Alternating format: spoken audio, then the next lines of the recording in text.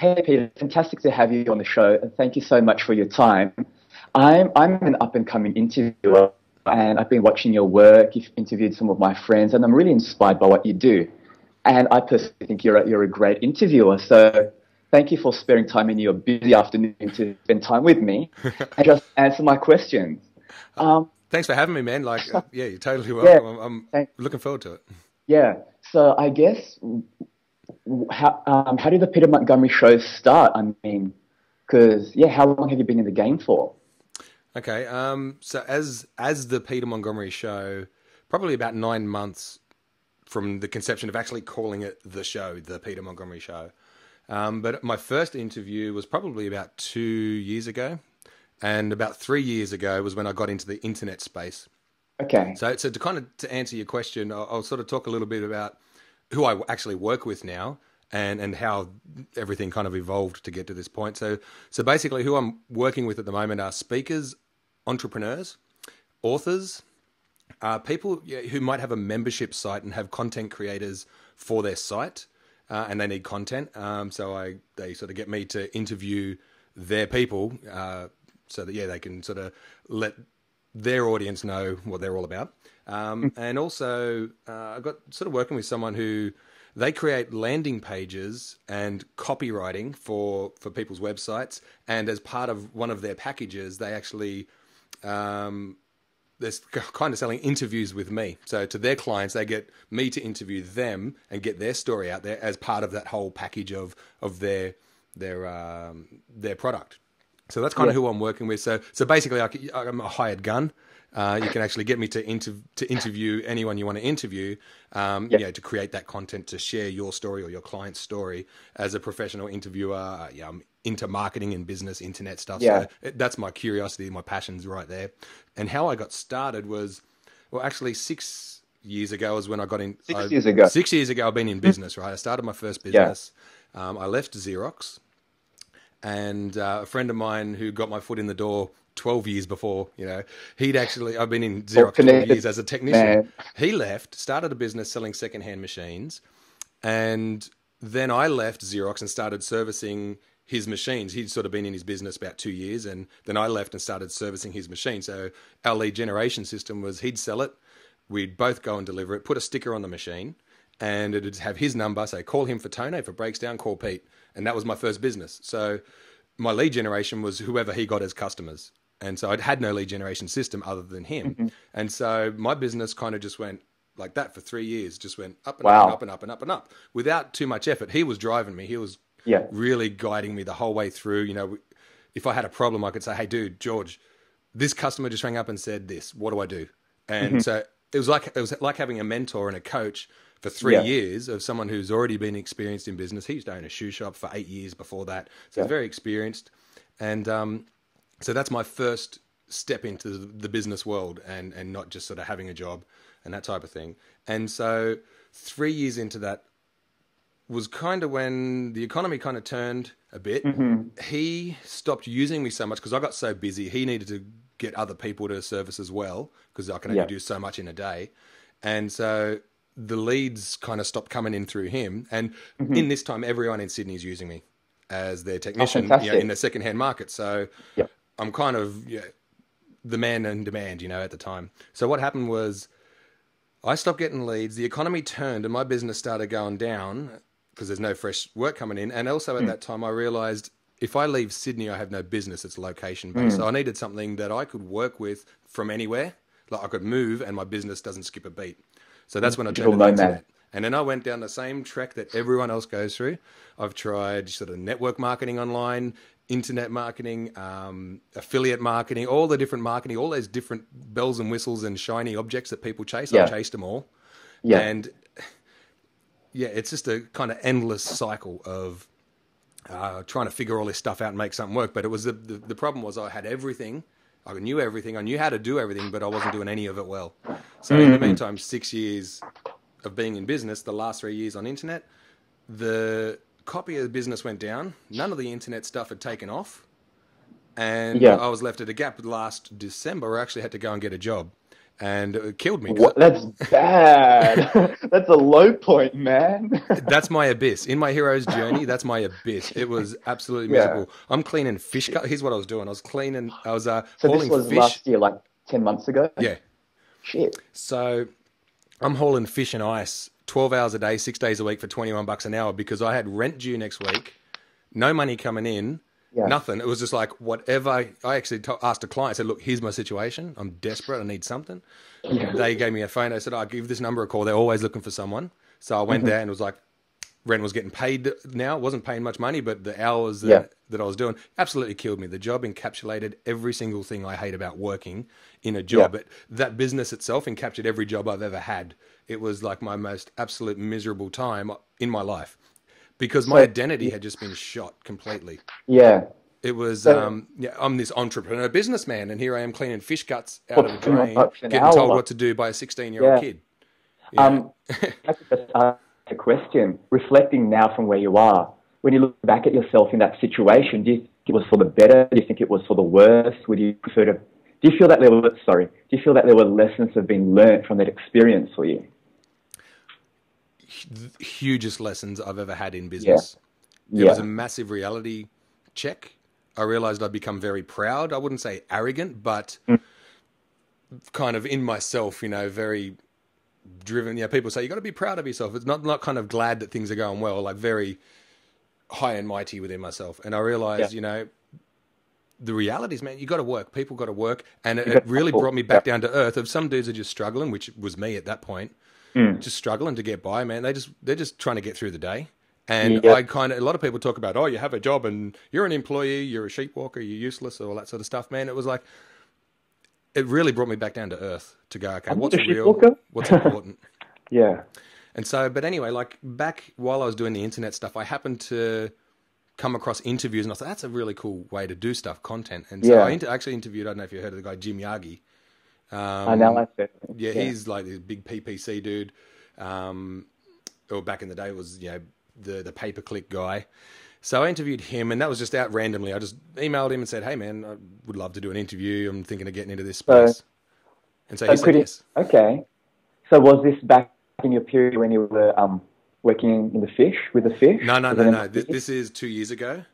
Probably about 2 years ago. So I'm copiers is still going well. It's still going down, but still going well. I had like 200 clients or something. So as they all kind of dropped off as the GFC hit, there was still enough to really keep it going while I was doing the internet stuff. And so I was in that time when things are just going well and I'm just learning stuff and trying to do things and figure it all out. And so he said yes. And it was probably like another year later where I actually interviewed Jeff Slater from Jeff and Kane. Yeah. And so that was kind of my next turn back to go, hey, you know what? Because Jeff was talking from the stage, you want to be seen as an expert, go out and interview experts. So I asked him that day that I met him, said, well, let's do it. How about you and me? Let's do it. Yeah. And he agreed, and that was kind of, I hadn't done another one since then for like months and months after that, probably 9 months. Yeah. And so that was kind of my first thing into it. So when I got to that whole, the fish time of that being miserable and that, it was like a real reality check, very humbling experience. Like it took me months, probably 4 months, 5 months before I could tell that story without just crying because it just was such a miserable time. And I'm kind of feeling it coming up.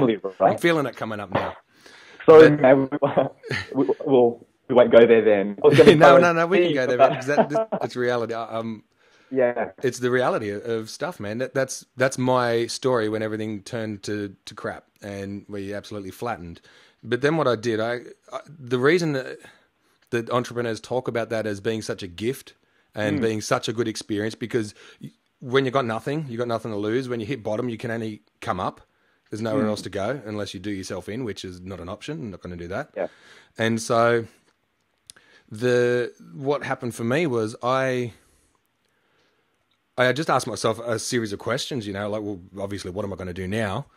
And the biggest ones were like, well, what in the last 6 years of being in business, but I used to play in bands too. So 20 years ago, we were filling rooms with kids, coming to the gig, promoting venues, getting bands line up. Basically, it's like organising events. So basically, we're organising these events. You hit the street, you see a kid in a metal shirt, you hand him a flyer, come to this metal gig. So really, I've drew from the last 20 years of promoting and being in some kind of endeavour where you want people to come and buy something from you. And I just said, well, what worked? what didn't work, why did it work, and why didn't it work? And then I kind of asked myself that question. Like, everyone knows, it's a story from the Bible. Like, basically, I'll tell you now. Like, everyone, like, I'm a Christian. I've been a Christian 16 years. Nothing weird. Nothing too out there. Just Anglican. You know, I'm a churchgoer. Yeah. And so, for some reason, while I was going through that, the story where someone came up to Jesus and said, "Well, what's the most important commandment we should follow?" Right? So, out of the 10 commandments, they said, well, what's the most important commandment we should follow? And Jesus answered with two things. The first one, people kind of, you can take it or leave it depending on what your beliefs are. But he said, love your God with all your heart, mind, and soul. And the second thing, for me, which was the one that I really took on at that time as well, like specifically for business, it was, love your neighbor as yourself. And I thought, well, now specifically business related now, I thought, well, what does that mean? If I'm to love other people as I want to be loved, I need to know what I need, what I want. What do I want? So I asked myself, what do I want people to do for me? Or, how do I want people to treat me? And relating to business, I said, well, I want people to buy things from me. I want them to respect me. I want them to share my content when I put it online. I want them to be inspired by what I'm putting out there. And so I just went through a whole list. Some of it I wrote, some of it I just thought about how I want people to treat me and what I want them to do. And I want them to share me with their friends, to promote me, and all this cool stuff. And I went, okay, well, now let's flip that on its head. And that's what I need to be doing for other people first. Before even it comes down to money, selling, business, whatever. It's just as a way of life, not as like a success formula. Just as, what do I want people to do for me? Do that for them first. And when I went through all of that whole list of questions there, and I was asking myself, well, what worked, what didn't work?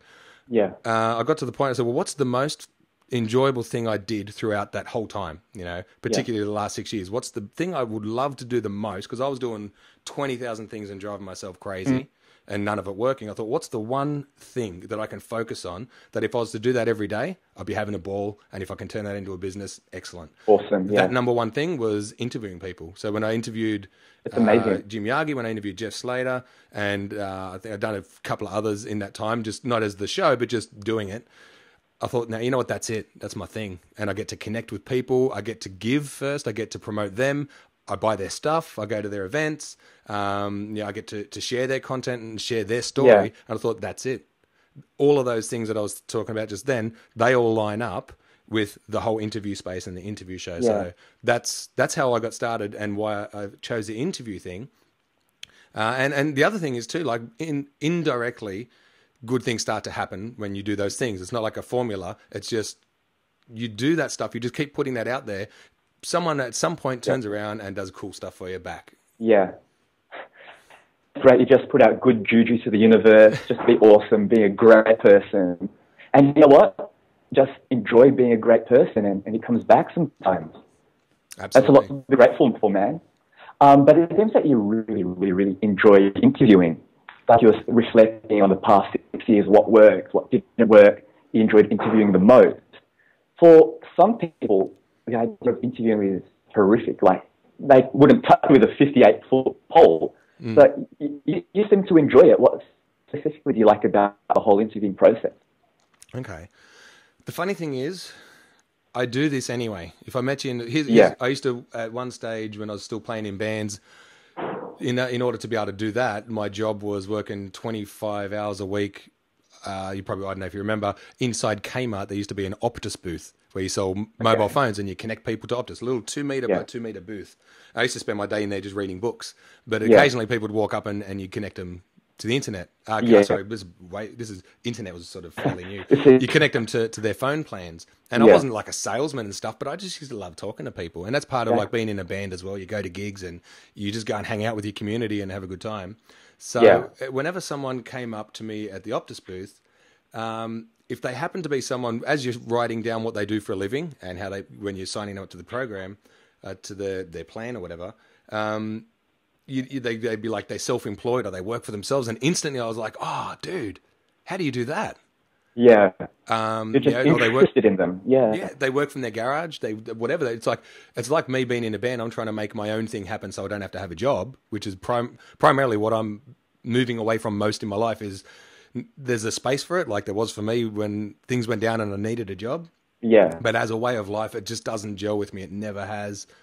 I just love to be doing my own thing. So I was always gravitated and drawn to people who are doing something interesting. Yeah. If you're a beekeeper, like I've had conversations with a beekeeper where we used to get our raw honey from. You go to his house and he was into keeping bees, man. And he was just into it like nothing else. That was his passion. And that's what I'm into, I think, is other people's passion. It's not like I don't care, but it doesn't matter what they're into.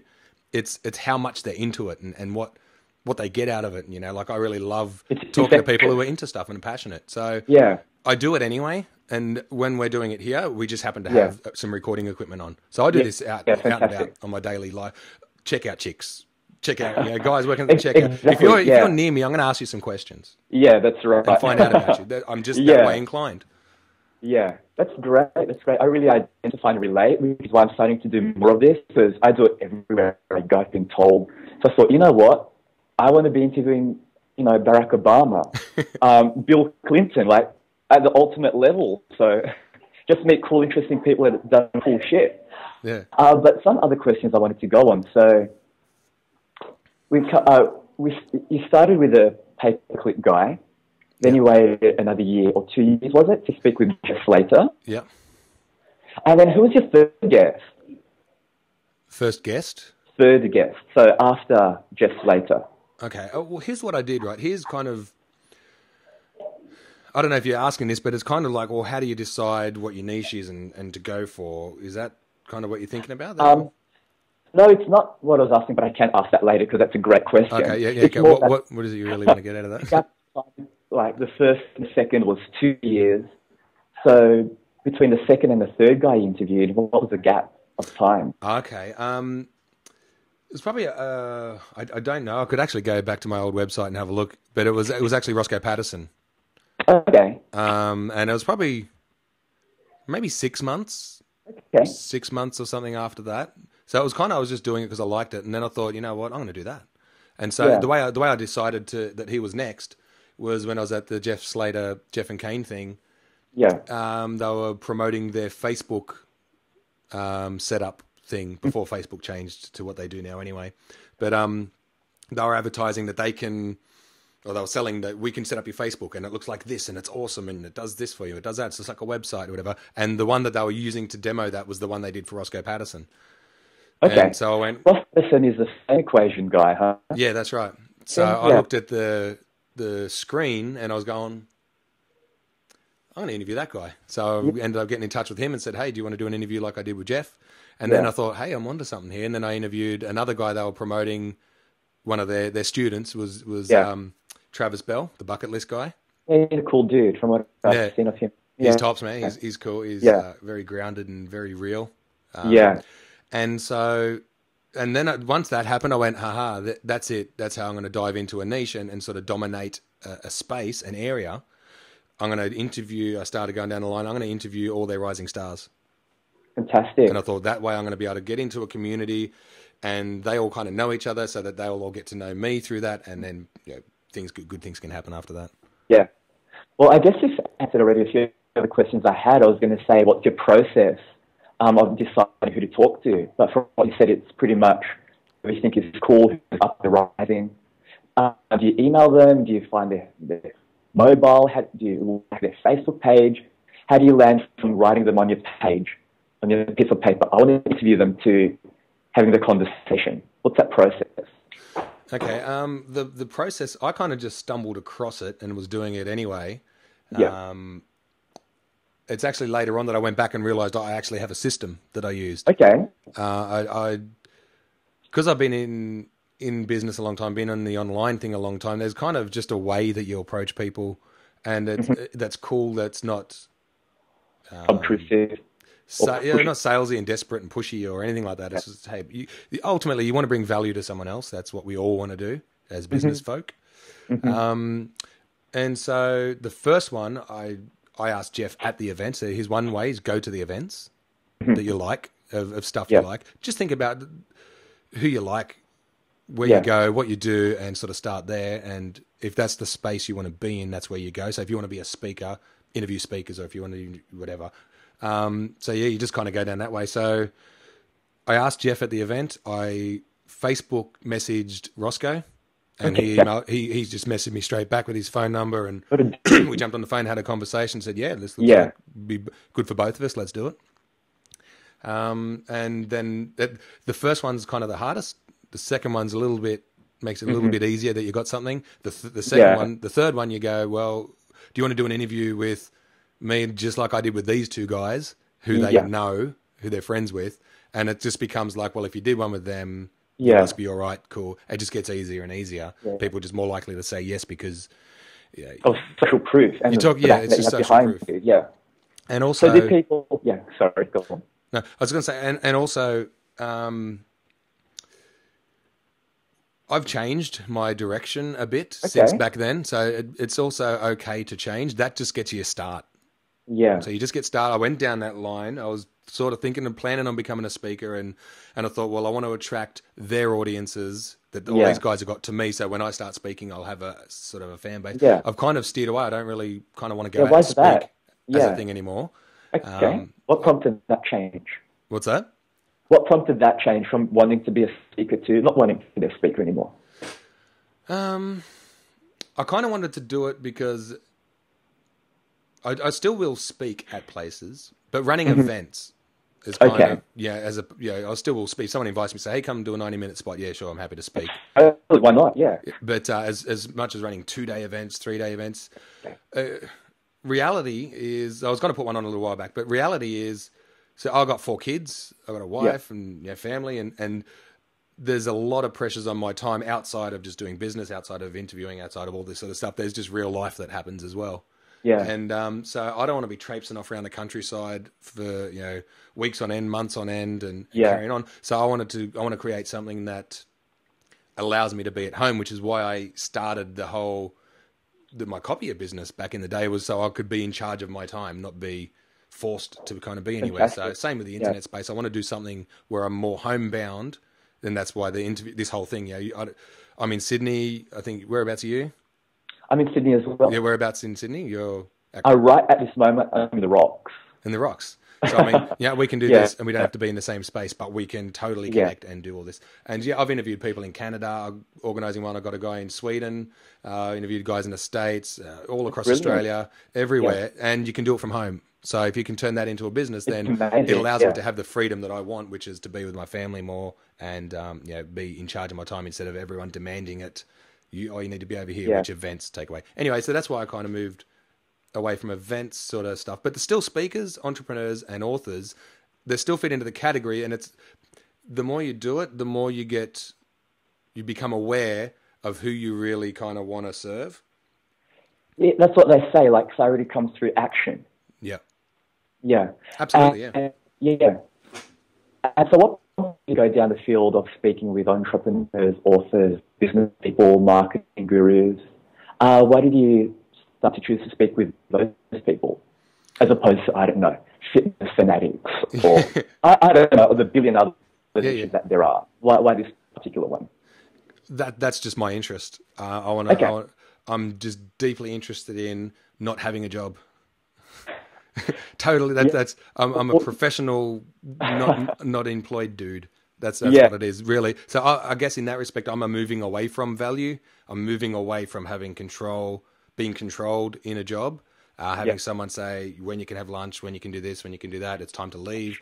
Just doing time. I just feel like I'm doing time. I'm not in that space. I'm waiting for the time to pass. I don't want to live my life like that. That's why I started playing in bands. That was my way out back in the day. So this is just like grown up rock and roll.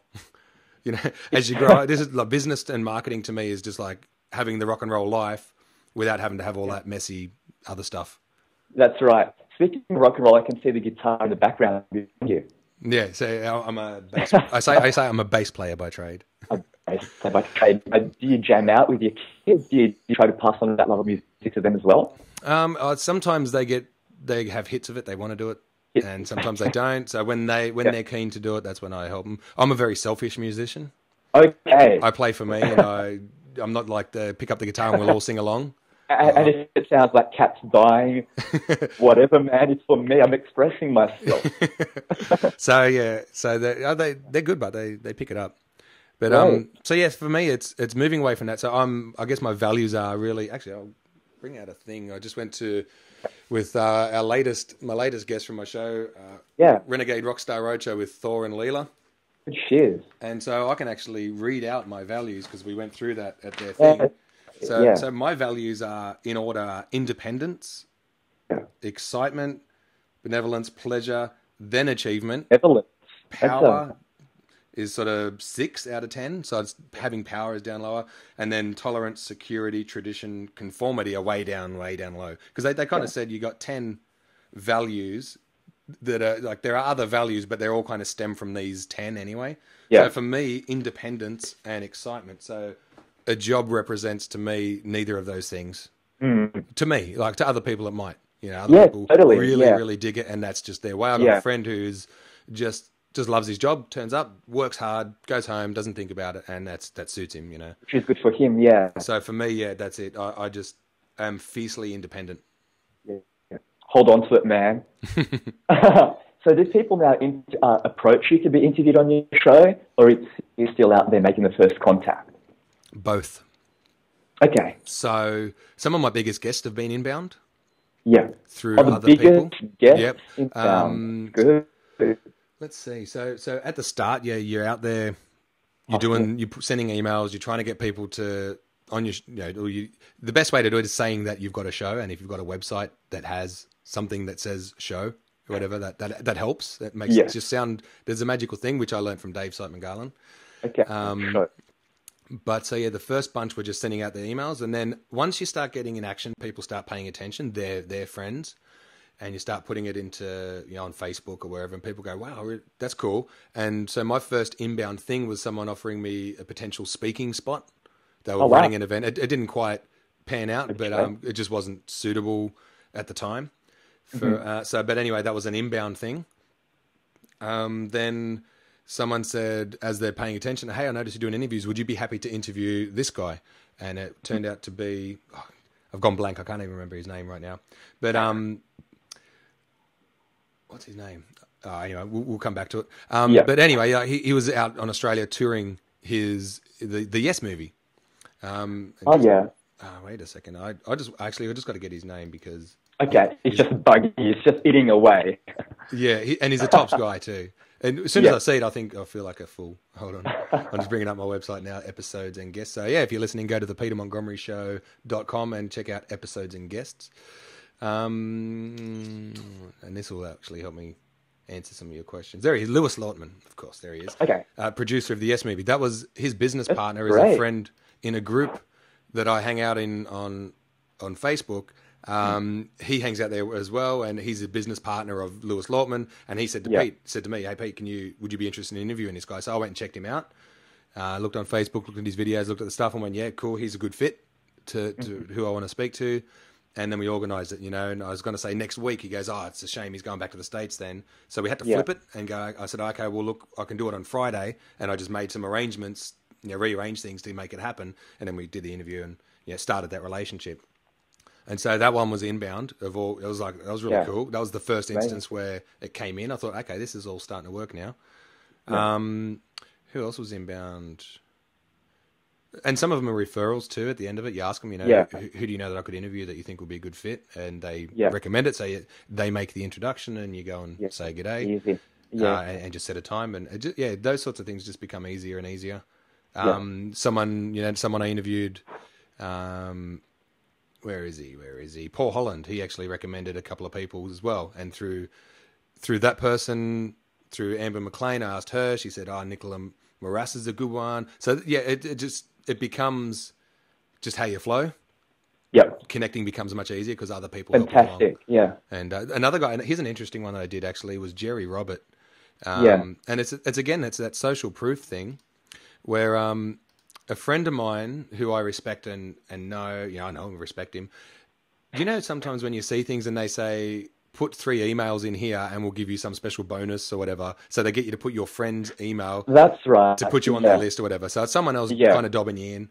So, but anyway, because it came from him, the reply to that was, the email that came in was, your friend, such and such, said you might be interested in this. Come and check it out. So I went, okay, I looked at it. And it ended up being Jerry Robert, and I clicked on that and looked at his stuff. I was like, that dude's just, this dude looks like a character. And he's the author of The Millionaire Mindset. He works with Bob Proctor and Mark Victor Hansen. You interviewed that guy?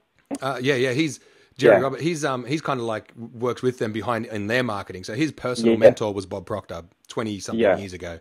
And so on a whim, I don't know what I thought he'd be good on the show. So I just replied to that his email that came from, when you opt in or whatever. Well, that guy opted me in. I replied to his email that he sent back. It wasn't. I didn't even know if it was a proper email or if he reads it or his assistant reads it. Yeah. And a week later, I totally forgot about it. I got a reply, and he said, "Yeah, we were interested." So I ended up speaking to his assistant here in Australia. Yeah. And got the interview, and it was like a really, really good one. He's such a, and that was he was actually a turning point for me about the type of speaker, entrepreneur, author that I want to work with, as opposed to just speakers, entrepreneurs, authors. And so, it's a big field in and of itself. So that one was another way that I got one, was just replying to that email randomly. But because I had a track record, and I say interview just like I've done with these guys, and when they go to the website, there's 15 other interviews. So I was like, okay, this guy's serious. This guy means it. Okay, this is so. Then and the way I approached that was saying, I want to flip this on your head. I said, here's the thing. Here was the structure of the email was kind of like, hey man, just registered for your event, even though it was free or it's a sponsored event. I didn't have to pay money to get the ticket, but it's kind of like I've sold, I've bought. You're still going, I bought from you, kind of thing. So I said, look, register for your event, can't wait. Just to flip this on its head, though, I'd love to help you promote your tour that you got. So who's going to say no to some free promotion? Of course you'll say yes. And so then, that's what sparked it. And then I said, here's an interview for you to check out, just like I did, with the very small, very simple emails, because these people are busy. They haven't got time to read long stories. Then they flicked it over, or he got his assistant to check it out. And back and forward over a week or so, and we hooked it up and did it. And I got up at 4 a.m. or something and did the interview. I know, because of the US and the Australia time conversion, you just got to do that. Say that again? I was saying, with people that are in the US, interviewing them or having phone calls, it's just awkward times. Yeah, that's right, yeah. But another question I wanted to ask, because you've been doing this for a while, you've interviewed a few people, who's been the person that you've enjoyed interviewing the most? Like, you've just had a blast, you've thinking, wow, that was freaking amazing, just there. Have you had any of those? Yeah, I do have my favourites. Okay. I'm going to mind sharing your favourite? Yeah, I'm going to jog my memory. Okay. Let's have a look. Thor Sales Warlord was my last one. That was really cool. James Schramko was really good. Yeah. I thought that was a good one. Who else? Jean-Guy Francoeur. He's a French-Canadian guy. I think he's French-Canadian, but his name is, and he's in Canada. Who else was a really good? Dale Beaumont was really good. Yeah. I like them all, really. You like them all. That's a good answer. It's like asking a parent. They're all my little babies. You can't say, I like this guy more. That's just not going down. You love them all. But the first ones were kind of a little bit awkward and weird for me, new thing, doing a new thing. But as you get better, it just becomes more comfortable. But Dr. Rich Shuttler, that was a good one. But I'd say if I had to pin it down to one, Jerry Robert, I think, was a real highlight.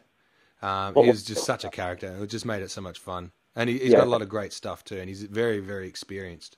He's been doing the seminar game for 20-something years.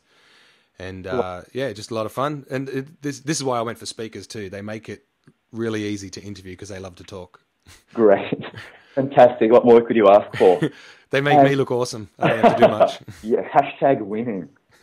So what have you learned on your journey so far, from the first interview that you had with the paperclip guy to where you are now, looking back at that little mountain that you've climbed?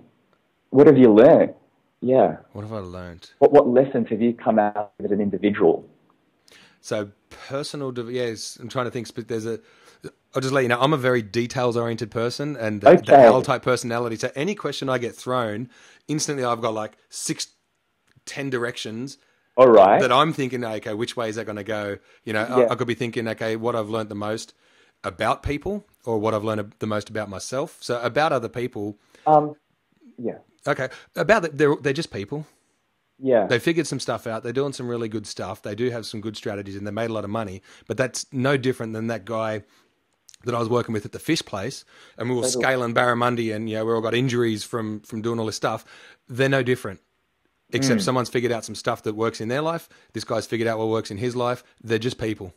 Exactly. And so that nervousness and that you kind of feel at the start, that's what I've learned about myself as well, is that not to put people up on a high pedestal, have like a lot of respect for them and that sort of stuff, but don't put people up too highly because they're just people. That's something I've learned, like Barack Obama. He's just a person. He's done some very full-on things. He's reached that position. He's worked really hard to get there, but he is still just a person. And if he speaks to you, he will treat you just the same. You're just a person as well. And you relate to each other as human beings, not as a servant talking to a master, so to speak. Yeah, I think, and like, I don't know, back in the day, if I had met some of my hero rock stars, musicians, you'd be like, oh, hello, Mr. Awesome Dude. Yeah. Like that, those kind of feelings. Like you still have little butterfly, more excitement than that. So that's kind of what I got out of it. That, and really, to treat everybody kind of with the respect they deserve. Yeah. Which is the same. Every single, I can't remember if it was Emerson, someone said, every single person is your superior in some way. Doesn't matter who they are. True. We always have something to learn from anybody, regardless of the station of life they're in. That's great. Any other lessons that you really stick in your mind? Okay. So are you talking specific? There's business lessons or personal growth? No, the questions here are just flowing. Whatever sticks in your mind. That when you look back at what you've done and you think, man, that's a lesson. That's something I've learned that I take away, that I keep with me. Okay. Stuff like that. Yeah, nothing specific from me, so to say. Yeah. Okay. Here's something I've learned, and I actually heard Oprah say it once. Not that I believe I'm famous in any way, right? Not famous, but people know you, right?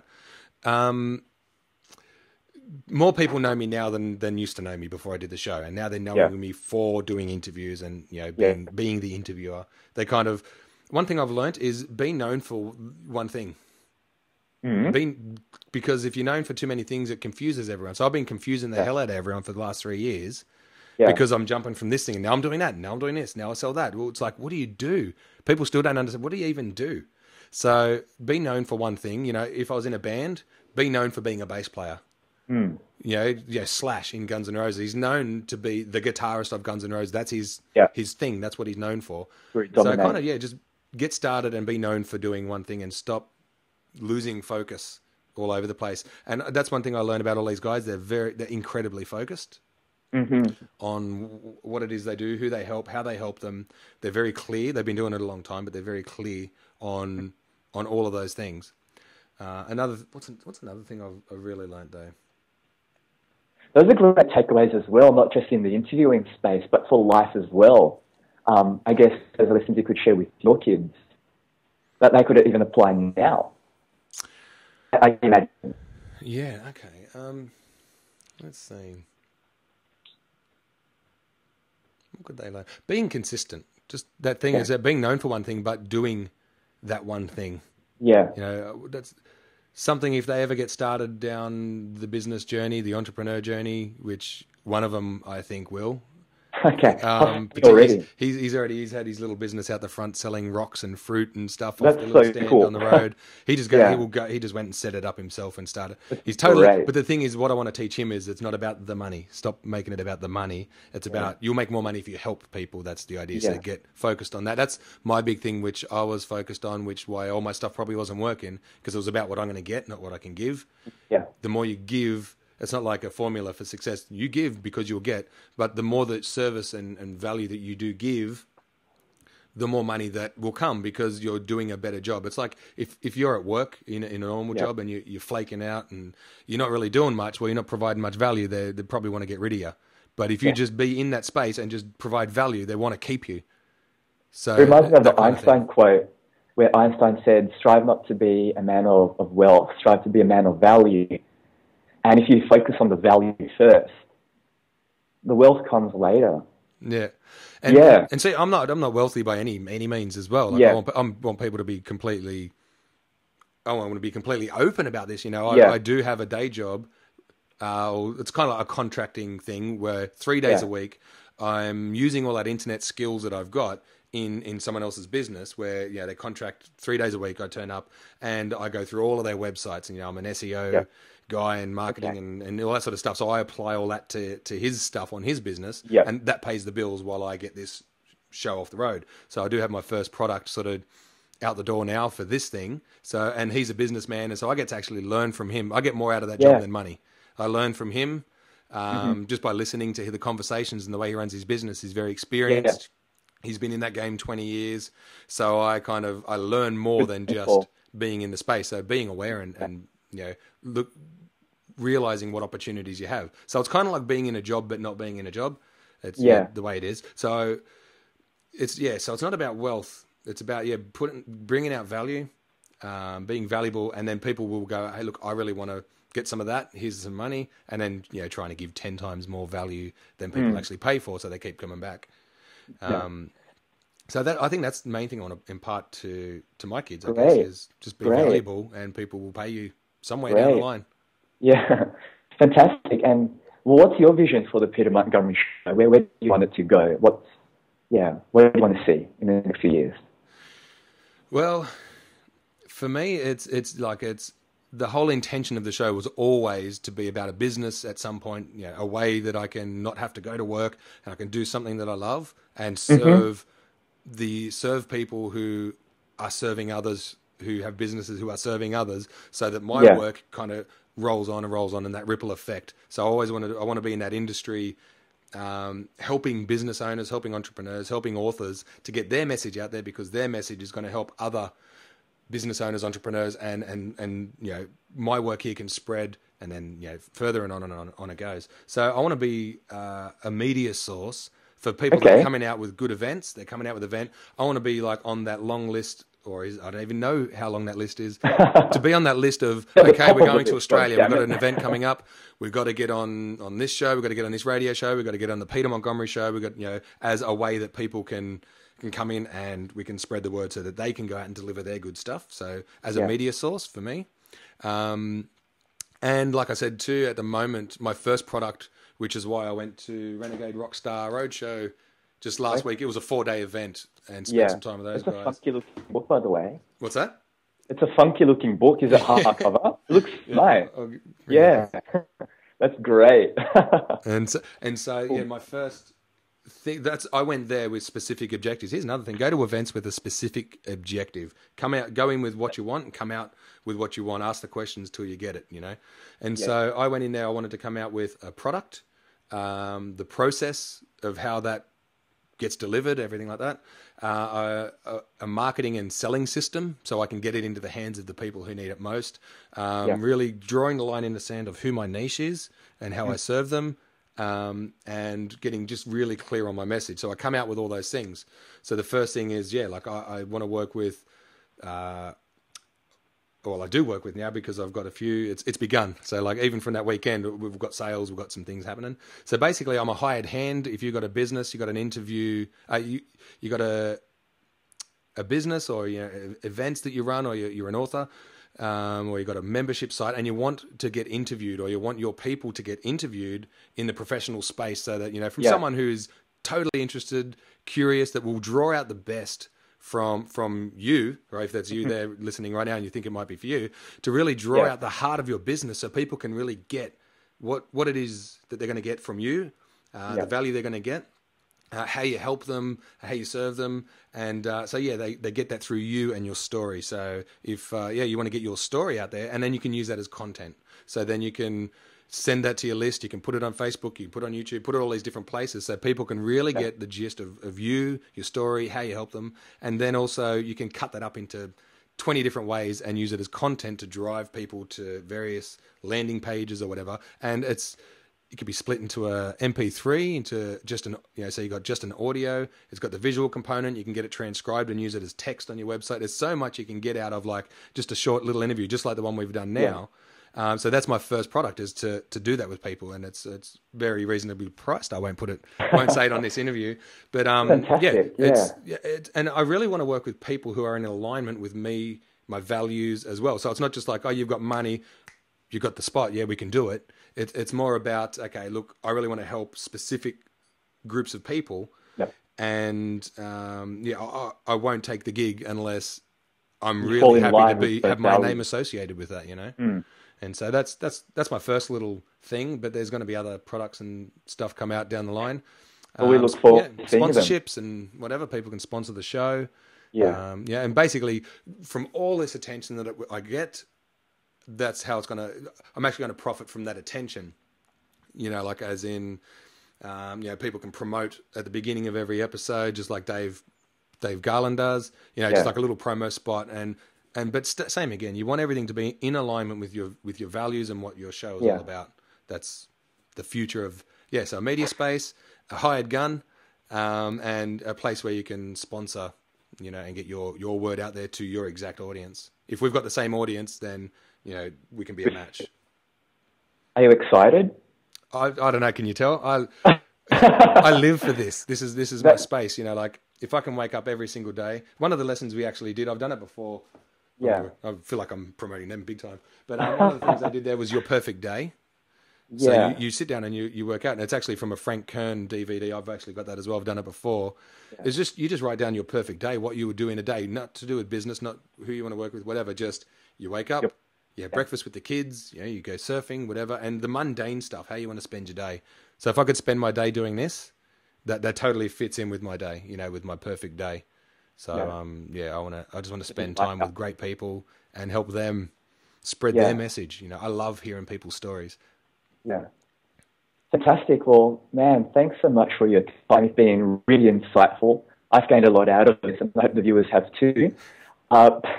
Peter, thank you very much for your time. Yep, no worries, guys. Just so you know, guys, thepetermontgomeryshow.com is where you can pick up any episodes.